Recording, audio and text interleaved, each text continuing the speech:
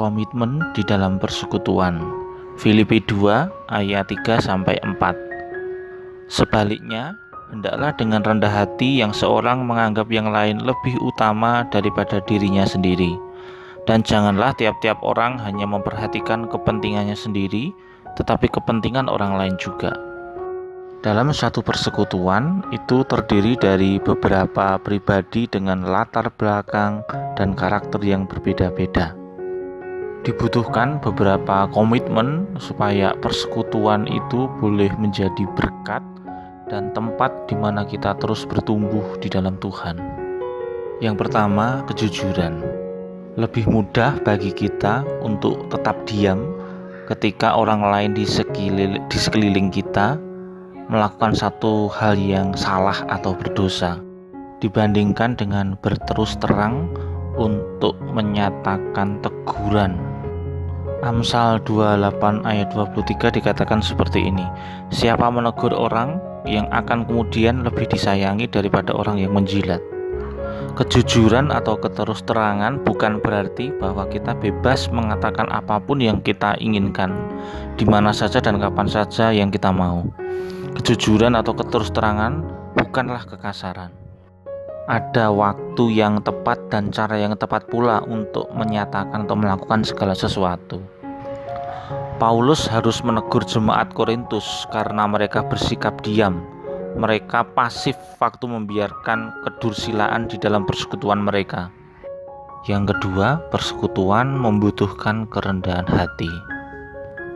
Mementingkan diri sendiri, membenarkan diri sendiri, dan keangkuhan yang keras kepala sangat menghancurkan satu persekutuan.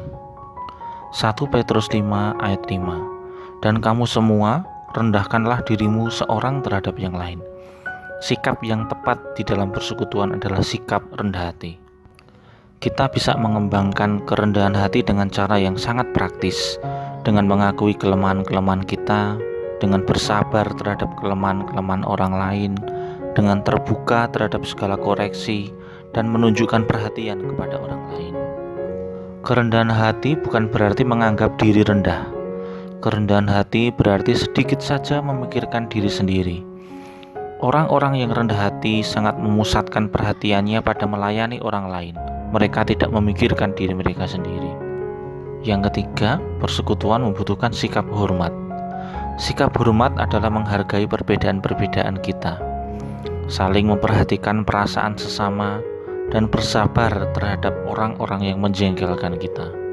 Tuhan menempatkan orang-orang di sekitar kita untuk kebaikan kita maupun kebaikan mereka. Mereka merupakan sebuah kesempatan untuk kita bertumbuh, suatu ujian persekutuan, juga kita bagi mereka. Persekutuan juga membutuhkan sikap bisa memegang rahasia. Keterbukaan yang di awal tadi juga harus diimbangi dengan sikap yang bisa memegang rahasia dari apa yang diceritakan oleh teman-teman persekutuan kita, bukannya sebagai bahan gosip bagi orang-orang di luar persekutuan. Akhir, persekutuan membutuhkan intensitas untuk ketemu. Persekutuan dibangun bukan atas dasar kesenangan, tetapi atas dasar keyakinan bahwa saya membutuhkannya untuk kesehatan rohani saya. Kisah Rasul 2 ayat 46. Setiap hari mereka bersama-sama berbakti di dalam bait Allah. Mereka bersekutu dalam kelompok-kelompok kecil di rumah-rumah mereka, serta mengadakan perjamuan Tuhan dan makan bersama-sama dengan penuh sukacita dan rasa syukur. Mari kita masuk atau ikut di dalam satu persekutuan. Bisa dimulai dari kelompok kecil di gereja maupun di sekolah. Kiranya renungan ini menjadi berkat bagi kita. Terima kasih.